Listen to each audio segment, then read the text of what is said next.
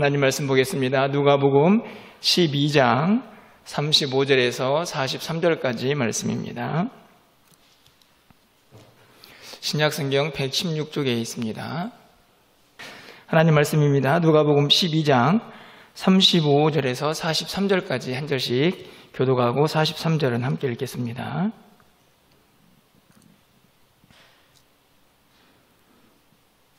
허리에 띠를 띠고 등불을 켜고 서 있으라. 너희는 마치 그 주인이 혼인 집에서 돌아와 문을 두드리면 곧 열어주려고 기다리는 사람과 같이 되라.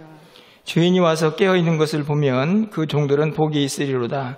내가 진실로 너희에게 이르노니 주인이 띠를 띠고 그 종들을 자리에 앉히고 나와 수종들리라. 주인이 혹 이경이나 혹 삼경에 이르러서도 종들이 그같이 하고 있는 것을 보면 그 종들은 복이 있으리로다. 너희도 아는 바니 집주인이 만일 도둑이 어느 때에 이를 줄 알았더라면 그 집을 뚫지 못하게 하였으리라. 그러므로 너희도 준비하고 있으라. 생각하지 않을 때에 인자가 오리라 하시니라. 베드로가 여짜오되 주께서 이 비유를 우리에게 하심이니까 모든 사람에게 하심이니까. 주께서 이르시되 지혜 있고 진실한 청지기가 되어 주인에게 그 집 종들을 맡아 때를 따라 양식을 나누어 줄 자가 누구냐. 43절입니다. 주인이 이를 때에 그 종이 그렇게 하는 것을 보면 그 종은 복이 있으리로다. 아멘.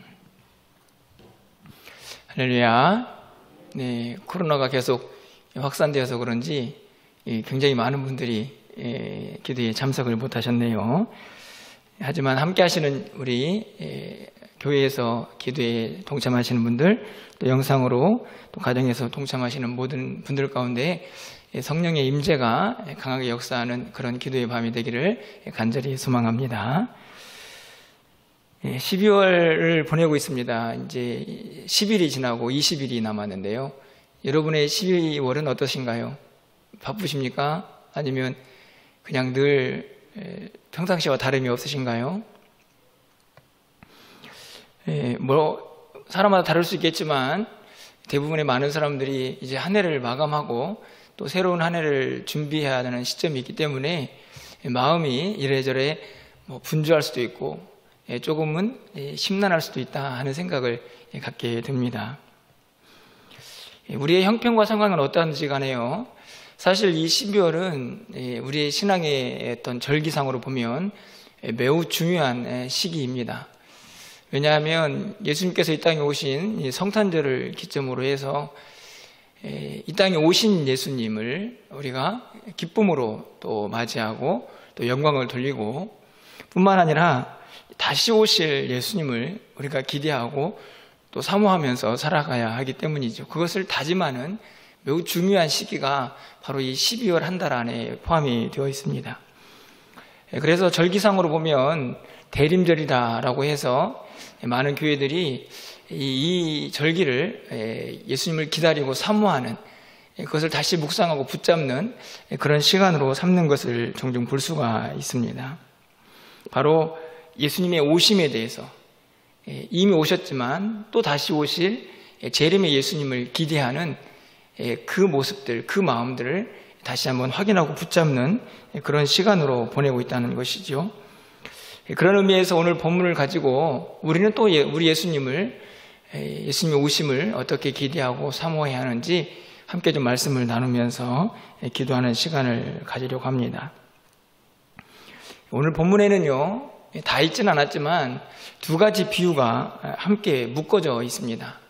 하나는 주인이 혼인집에 갔다가 돌아올 때에 그 주인을 맞이해야 하는 종의 모습이 비유로 기록이 되어 있고, 또 다른 하나는 주인이 청지기에게 이것저것을 맡긴 다음에 돌아와서 그 청지기에게 그 맡겨진 것을 잘 감당했는지 결산하는 그런 모습의 비유가 나와 있습니다. 비록 다른 비유처럼 보여지지만 주제는 하나입니다. 어떻게 하면 주인을 잘 기다리는 종이 될 것인가 하는 것이죠. 여러분 41절 말씀을 좀 가서 보시면요, 베드로가 여짜오되 주께서 이 비유를 우리에게 하심이니까 모든 사람에게 하심이니까. 이 41절이 앞에 있는 35절부터 40절까지의 비유와 또 후반부에 나와 있는 41절부터 48절까지의 이 비유를 묶어주고 있다라고 생각이 듭니다. 예수님께서 35절부터 40절까지의 한 번의 비유를 끝내자 베드로가 예수님께 묻죠. 이 비유가 우리에게 하신 겁니까? 아니면 모든 사람들에게 하신 겁니까? 이렇게 물었는데 예수님께서는 이 물음에 대해서 이런저런 대답을 하지 않으시고 바로 41절부터 청지기에 관한 비유를 또 한 번 제자들에게 말씀하고 있습니다. 그런 의미로 본다고 하면 이 예수님께서 이 41절 후반부에 기록하고 있는 이 비유는 앞에 있는 35절부터 40절까지의 비유를 어떤 의미에서 보충하고 또 어떤 의미에서는 해석하는 내용이다 라고 말씀을 드릴 수 있을 것 같습니다. 그렇다면요, 조금 더 구체적으로 이 비유의 내용들을 좀 살펴보려고 하는데요. 가장 먼저는 그렇다고 하면 주인을 기다리는 종, 그가 혼인집에 갔다가 오는 주인이든 아니면 청지기에게 무엇인가를 맡기고 결산하러 오는 주인이든 그를 맞이해야 하는 종의 모습은 어떠해야 하는가 하는 것을 좀 먼저 살펴보려고 합니다. 35절 말씀이죠. 허리에 띠를 띠고 등불을 켜고 서 있으라. 바로 이어지는 말씀을 보면요, 너희는 마치 그 주인이 혼인집에서 돌아와 문을 두드리면 곧 열어주려고 기다리는 사람과 같이 되라. 이해 가시죠? 지금 이 주인이 잠시 출타를 했습니다. 이제 혼인집에 갔는데요, 언제 돌아올지 모릅니다. 언제 문 밖에서 문을 놓고 할 줄 모르죠. 그래서 이렇게 이야기를 합니다. 허리에 띠를 띠고 등불을 켜고 서 있어라. 이 말은 언제든지 주인이 문을 두드리면 금방이라도 그 주인을 맞이할 수 있기를 준비하고 대비하라 하는 말씀입니다. 이 말씀을 이해하는 데 그렇게 어려움이 없습니다. 얼마만큼 잘 준비를 하고 있어야 하는가 하는 것을 잘 드러내고 있습니다. 여러분, 그러면 이 비유에서 볼 수 있는 것처럼 이 종은요, 허리에 띠를 띠고 등불을 켜고, 자, 언제 주인이 올지 모르니 문 앞에서 딱 서 있어가지고 계속 대기를 하면 될까요? 어떻습니까? 사실은 문장으로 해석을 해보면 그렇게 서 있으면 될 것 같은데 41절 이하에서 나오는 본문을 보면 그렇게 기다리라는 의미는 아닌 것 같습니다. 왜냐하면요, 여러분 42절 말씀을 좀 가서 보실까요? 우리 42절 말씀을 좀 함께 읽어보도록 하겠습니다. 42절입니다. 주께서 이르시되 지혜 있고 진실한 청지기가 되어 주인에게 그 집 종들을 맡아 때를 따라 양식을 나누어 줄 자가 누구냐. 이 본문을 보면요, 주인을 기다려야 하지만 문 앞에서 주인이 올 때까지 아무것도 하지 않고 서 있는 상태의 종의 모습을 이야기하고 있지는 않습니다. 무슨 이야기를 하고 있습니까? 열심히 종에게 맡겨진 그 일을 감당하면서 주인을 기다리는 것이죠. 41절 이하에 나와 있는 청지기의 비유를 보면 주인이 이 종에게 이런저런 일들을 맡겨놓고 길을 떠났습니다. 그 일 중에 하나가 뭐냐면 다른 종들을 잘 살피고 관리하는 것이죠. 먹을 것도 주고 또 필요한 것들을 채워주면서 그들을 살피는 일입니다. 그렇기 때문에 42절에서 그 집 종들을 맡아 때를 따라 양식을 나눠줄 자가 누구냐 이렇게 묻고 있는 것입니다. 똑같은 기다림이지만 앞에 있는 비유는 마치 아무것도 안 하고 문 안에서 주인이 녹화할 때를 기다리고 있는 사람처럼 보여집니다. 하지만 이 41절 이하에 나와 있는 비유를 보면 그 주인을 기다리는 사이에 이 종은 자신의 일을 열심히 하고 있는 것이죠. 그냥 아무런 의미 없이 시간만 보내는 그런 종의 기다림이 아닙니다. 자기에게 주어진 사명을 끝까지 최선을 다하여 감당하면서 주인을 기다리고 있는 것이죠. 그래서 47절 상반절 말씀을 보면 주인의 뜻을 알고도, 주인의 뜻이 뭡니까? 주인의 마음인데요. 주인의 마음이 뭡니까? 청지기에게 주인을 기다리면서 그에게 맡겨진 사명을 잘 감당하면서 주인을 기다리는 그것을 주인이 원하고 있는 것입니다. 그게 주인의 마음이고 주인의 뜻이죠. 여러분, 사실요, 우리 모두는 주님을 기다리는 사람들입니다. 그것이 개인적으로 우리가 먼저 주님 앞에 가든 주님이 우리 안에 재림해 주러 오시든 우리는 언젠가 주님을 만날 때를 늘 준비하며 살아가는 사람들이죠. 어떻게 준비해야 할까요?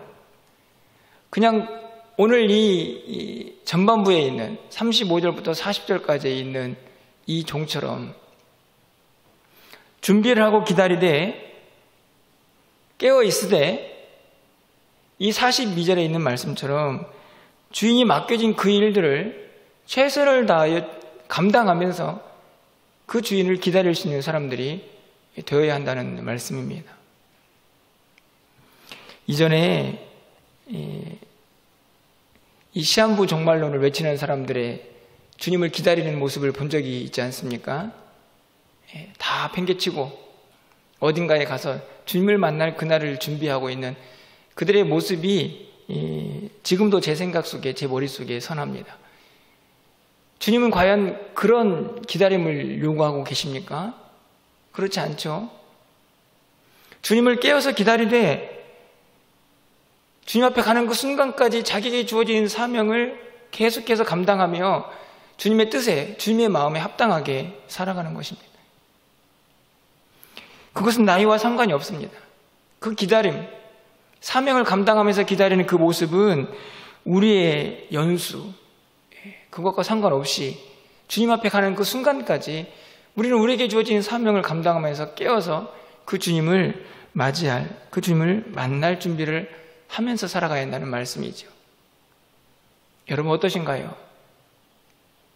정말로 그 주님을, 나에게 주어진 일을 최선을 다하면서 주님의 뜻, 주님의 마음을 우리의 마음속에, 또 우리의 삶 속에 그렇게 실천해 가면서 그렇게 주님을 기다리고 계십니까? 아니면 말로만 기다린다라고 말하면서 주님을 사모하고 주님의 오심을 기다리는 삶과는 전혀 다르게 자신의 생각과 자기의 이익과 자기 욕심을 채우는 일에 그렇게 시간을 보내며 살아가고 있습니까? 여러분, 우리의 모습이 어떠한지 다음에 나오는 구절을 통해서 우리는 분명하게 우리를 살필 수가 있습니다. 이 기다림이 쉽지 않은 이유가 등장을 하게 되는데요. 왜 이 기다림이 쉽지 않느냐? 우리가 잘 알고 있는 것처럼 그 주인이 올 때를, 그 주님을 만날 때를 우리가 알 수가 없다는 것입니다. 여러분 38절 상반절 말씀을 가서 보시면 주인이 혹 2경에나 혹 3경에나 이르러서도, 주인이 2경에 올지 3경에 올지 모릅니다. 이 2경과 3경은 이게 로마식을 따르느냐 유대식을 따르느냐의 차이가 있습니다. 저녁 6시부터 다음날 6시까지 로마는 4시간씩 나누고요. 죄송합니다. 3시간씩 나누고 그래서 4경으로 구분이 되어 있고요. 유대는 3시간씩, 4시간씩 나누어서 3경으로 되어 있습니다. 뭐 어떤 식으로 나누든지 간에 중요한 것은 2경이나 3경은 사람들이 쉼을 갖고 저녁에 잠을 자는 시간이다, 이렇게 말씀을 드릴 수 있습니다. 어찌 보면 깨어있기 매우 힘든 시간이라는 말씀입니다. 언제 올지 모릅니다. 2경인지 3경인지 알 수 없습니다. 39절에 보면 도둑이 오는 것에 비유가 됩니다. 도둑도 언제 올지 알 수 없습니다. 40절 말씀을 가서 보실까요? 그러므로 너희도 준비하고 있으라. 생각하지 않은 때에 인자가 오리라. 생각하지 않은 때에, 언제 올지 모르기 때문에 우리가 깨닫지 못하는 그 시간에 주님께서 오실 것이다, 이렇게 말씀합니다. 46절 상반절 말씀도 마찬가지죠. 생각하지 않은 날, 알지 못하는 시간에, 생각하지 않은 날, 알지 못하는 시간에 그 종의 주인이 이르러. 그런데요, 여기서 문제가 발생을 합니다. 주인이 언제 올지 알 수가 없어서요. 생각하지 못할 그때에 주인이 오기 때문에 이 기다림이 쉽지 않을 뿐만 아니라 이런 엉뚱한 기다림을 하는 사람들이 생겨나는 것입니다. 여러분 45절 말씀인데요. 우리 45절 말씀을 함께 좀 읽어보도록 하겠습니다. 45절입니다. 만일 그 종이 마음에 생각하기를 주인이 더디 오리라 하여 남녀 종들을 때리며 먹고 마시고 취하게 되면, 이 종의 모습은 어떻습니까? 주인이 언제 올지 모르는 그 사실을 알고 마음속에 주인이 더디 오겠구나. 사실 언제 올지 모르지 더디 오는 것은 아닌데 그 종의 마음속에 주인은 더디 올 것이다 라고 자기의 마음대로 추측을 합니다. 그리고는 어떻게 할까요? 남녀 종들을 때리고 자기는 먹고 마시고 취하게 됩니다. 어떤 모습입니까? 철저하게 자신만을 위해서 살아가는 것입니다.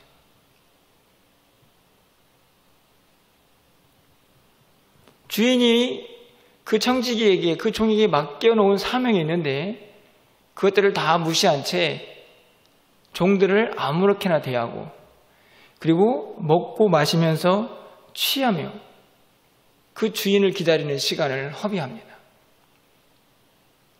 왜 그럴까요? 주인이 더디 올 것이다 라고 스스로 생각을 했기 때문입니다. 언제 올지 모르는 주인의 그 모습을 스스로 더디 올 것이다, 천천히 오실 것이다, 그렇다고 하면 그 사이에 그 시간 동안에 그냥 열심을 다해서 사명을 감당하며 기다리는 것이 아니고 그냥 흥청망청 나를 위하여 내 즐거움을 채우는 일로 이 시간을 보내야겠다라고 이 종이 생각을 한 것이죠. 그런데 여러분 45절 말씀을 보면서요, 저는 우리의 모습을 좀 돌아보게 됩니다. 여러분 우리는 어떻습니까? 당장 내일이라도 주님을 만날 수 있다, 그런 마음으로 살아가시나요? 아니면 주님이 오시기는 오시고 나도 주님 앞에 가게 되겠지만 그 시간은 아직 많이 남아있다, 혹시 그렇게 생각을 하고 계시지는 않습니까? 그런 생각을 하고 있는지 안 하고 있는지는 그의 삶의 모습을 보면 알 수 있습니다. 오늘 본문에 나와 있는 것처럼 철저하게 사명을 잊어버린 채 자신의 욕심만을 채우며 살아가고 자신의 뜻, 자기의 생각, 자기의 계획 안에서만 살아가는 사람들, 그런 사람들은 결코 주님을 잘 기다리면서 주님의 때를, 주님의 오심을 준비하는 사람이라고 말할 수가 없는 것이죠. 여러분 오늘 이 저녁에 함께 기도에 참여하는 우리 성도님들에게 한번 질문을 던져보고 싶습니다. 저 자신도 마찬가지고요. 여러분 어떻게 주님을 기다리십니까? 혹시 이 45절에 있는 종처럼 주인은 더디 올 것이다, 주님 만날 날, 주님 앞에 갈 날이 그렇게 가까이 오지 않았다, 아직 시간이 있다, 이렇게 생각하시면서 주님의 사명보다는 내 계획, 내 생각, 그리고 내가 원하는 일을 하느라고 그렇게 시간을 보내고 있지는 않습니까? 이 12월 달에 주님의 오심을 기다리는 우리 모두에게 좀 우리의 삶의 모습을 점검할 수 있는 그런 은혜가 임하기를 좀 간절히 소망해 보게 됩니다. 아무리 바쁘고 분주해도 나는 지금 주님을 어떻게 기다리고 있는지 우리를 살필 수 있어야 한다는 것이죠. 주님을 만날 그 시간이 그렇게 멀지 않았다는 사실을 우리가 늘 깨달으며 살아가야 한다는 말씀입니다. 여러분 보십시오. 이렇게 엉뚱하게 주님이 더디 올 거다, 주인은 천천히 올 거다 라고 생각하는 사람들이 두 가지 모습으로 등장을 하면서 주님의 책망을 받게 되는데요. 여러분 47절 말씀 가서 보실까요? 주인의 뜻을 알고도 준비하지 아니하고 그 뜻대로 행하지 아니한 종은 많이 맞을 것이요. 첫 번째 종류는요, 어떤 종이냐? 똑같이 책망을 받는데 이 종은 주인의 뜻을 알고도 준비하지 않습니다. 얼마나 괘씸한가요? 주인이 자기에게 무엇을 맡겼고 뭘 원하는지 알고 있으면서도 그 주인의 뜻대로 행하지 않는 사람, 그렇게 시간을 허비해버린 사람, 그 종은 많이 맞을 것이다. 이 주인의 책망, 처벌을 매를 맞는 것에 비유하고 있는데요, 많이 책망을 받을 것이라는 말씀입니다. 그런가 하면 또 다른 사람이 등장을 하죠. 여러분 48절 말씀을 가서 보시면 알지 못하고 맞을 일을 행한 종은 적게 맞으리라. 물론 많이 받은 자에게는 많은 요구할 것이요 많이 맡은 자에게는 많이 달라 할 것이니라. 이 48절을 보면요, 또 다른 책망을 받은 자가 등장을 하는데 그 사람은 어떤 사람이냐면 알지 못하고 맞을 일을 행합니다. 둘 다 책망을 받는 건 맞습니다. 매를 맞죠. 그런데 어떤 사람이 더 하나님 보시기 괘씸합니까? 주인의 뜻을 다 알면서도 주인의 뜻대로 행하지 않은 사람. 아예 모르는 사람들은 주인의 뜻을 모르니까 그렇게 살 수도 있겠지 라고 할 수 있는데, 47절의 말씀을 보면 주인의 뜻을 알고도 그렇게 살지 못하는 자들, 그들에 대한 하나님의 책망이 클 것이다 라는 말씀을 하고 있는 것입니다. 그렇다면요, 여러분, 우리 이 자리에 나와서 함께 기도하고 예배하는 우리 성도님들, 여러분은 47절에 해당됩니까? 48절에 해당됩니까? 누가 봐도 47절입니다. 주님의 뜻을 알고 있는 사람들이죠. 물론 알고 있어서 준비하지 아니하는 사람이 아니고 알고 있어서 잘 준비하는 사람이 되어야 하는 것이 맞습니다. 하지만 만약에 주님 앞에서 우리가 책망을 받는다고 하면 우리는 47절에 맞는 책망을 받게 될 것입니다. 너 주님의 뜻을 너무 잘 알고 있지 않느냐? 왜 그런데 그렇게 엉망으로 주님을 기다렸느냐? 라고 우리를 책망하실 것이 분명합니다. 여러분, 우리가 주님의 뜻을 알기에 어떤 모습으로 우리 주님을 기다려야 할지 다시 한번 오늘 본문이 우리에게 분명하게 가르쳐주고 있습니다. 주님의 뜻을 알기에 알고도 주님이 원하시는 대로 살지 못하는 삶이 아니고 알기에 주님을 잘 기다리는 사람이 되어야 한다는 것이죠. 그래서 예수님은 이 비유를 통해서 주인을 잘 기다리는 사람의 그 복도 분명하게 말씀을 합니다. 여러분 모두가 이런 복을 받는 사람들이 되기를 바라면서 여러분 37절 말씀을 좀 함께 읽어보도록 하겠습니다. 여러분 37절 말씀을 함께 읽겠습니다. 주인이 와서 깨어있는 것을 보면 그 종들은 복이 있으리로다. 내가 진실로 너희에게 이르노니 주인이 띠를 띠고 그 종들을 자리에 앉히고 나와 수종들리라. 아멘. 여러분 30절을 보면 놀랍지 않습니까? 여러분 이 앞에 있는 내용의 비유를 지금 이야기하면서 주인을 잘 기다리고 있는 그 종이 복이 있다 이렇게 말씀합니다. 그러니까 이런 말이죠. 노크를 딱 하면서 내가 왔다 그랬더니 한번 노크하자마자 이미 잘 기다리고 있던 종이기 때문에 얼른 문을 열면서 잘 다녀오셨습니까? 고생하셨습니다. 이렇게 맞이하는 이 종의 모습이죠. 그런데 여러분 그 종이 얼마나 복이 있는지요. 내가 진실로 너희에게 이르노니 주인이 띠를 띠고 그 종들을 자리에 앉히고 나와서 수종들리라. 여러분 이 모습이 상상이 되십니까? 사실은 불가능한 일입니다. 아니 주인이 종을 환대하면서 수종을 들다니요. 상식적으로는 불가능하지만 오늘 성경은 이 주인을 잘 맞이할 준비를 하고 있는 이 종이 얼마나 복된가 하는 것을 분명하게 말씀을 합니다. 저는 이 연결고리에 띠가 있다고 생각이 듭니다. 띠.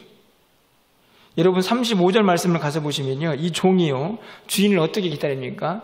허리에 띠를 띠고 기다리죠. 허리에 띠를 띠고. 이 띠를 띈다는 말은 옷이 거추장스러우니까 언제든지 움직일 수 있는 준비를 하고 있는 모습입니다. 그런데요 37절 말씀을 다시 가서 보시면요, 이 주인이 돌아와서 이 종에게 환대를 하고 그 그에게 수종을 드는데요. 어떻게 수종을 들고 있습니까? 주인이 띠를 띠고. 종은 주인을 기다리면서 띠를 띠고 준비하고, 주인은 이 종을 얼마나 복이 있는지 그를 수종 들면서 그에게 식사를 대접하는 모습이 나와 있는데요. 그때의 주인도 띠를 띠고 있습니다. 되게 단순해 보이지만 저는 이 띠를 통해서 주인을 잘 기다리는 종, 그리고 잘 기다린 종을 환대하는 주인의 모습, 너무나 완벽하게 연결되어 있다라고 생각이 듭니다. 세상 사람들이 보기에는 도저히 있을 수 없는 일이죠. 당연한 일 아닙니까? 종이 깨어서 주인 올 때 문 열어주는 게 뭐 그리 대단한 일입니까? 당연히 해야 할 일이죠. 그런데 그렇게 잘 기다렸다고 그 종에게 복이 있다 이야기하면서 주인이 그 종을 수종드는 이 모습은 여러분 은혜 아니고는 생각해 볼 수 없는 내용입니다.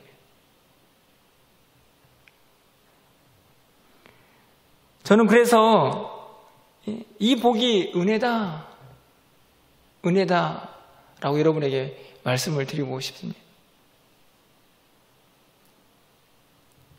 당연한 일을 했지만 우리 주님은 그것을 당연하게 여기지 않으시고 참 잘했다, 너 참 복이 있다, 내가 너를 위해서 이렇게 식사를 대접했다, 이렇게 말씀을 하는 것이죠.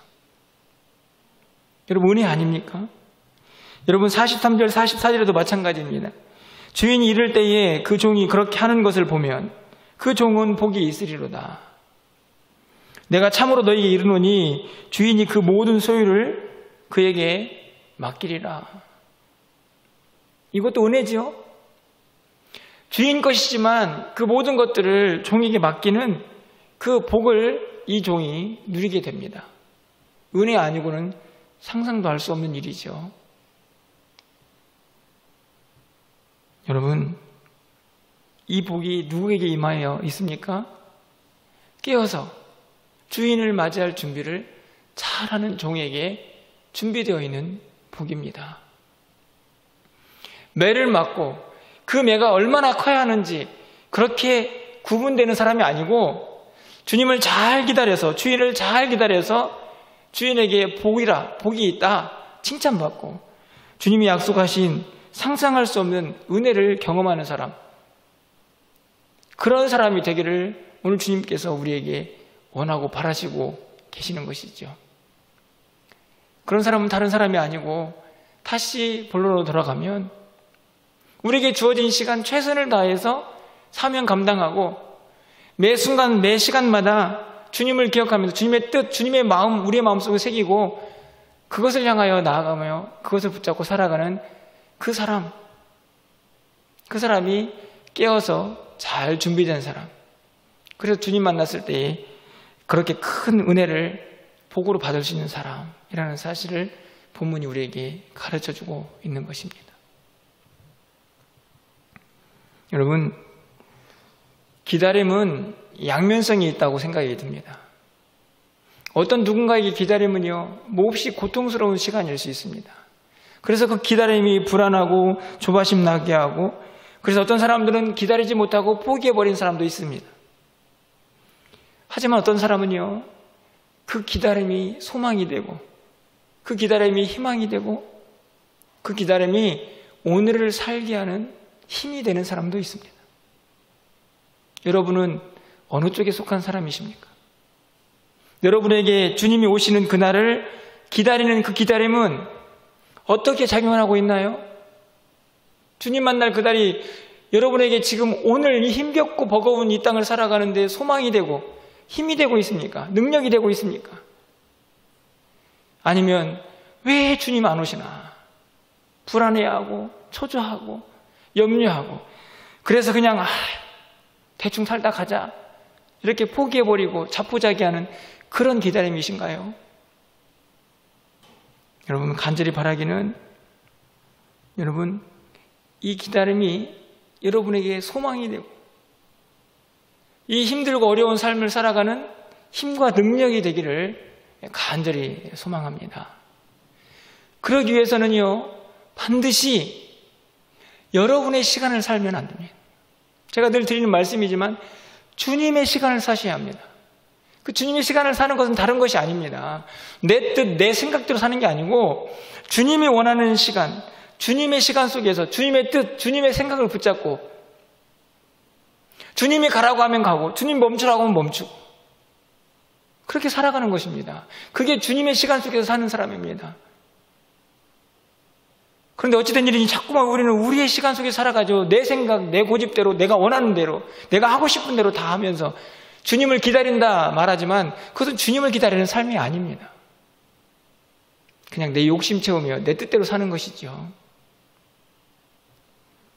여러분, 간절히 바랍니다. 저도 마찬가지입니다. 주님의 시간 속에서 주님을 기다리기를 간절히 축원합니다.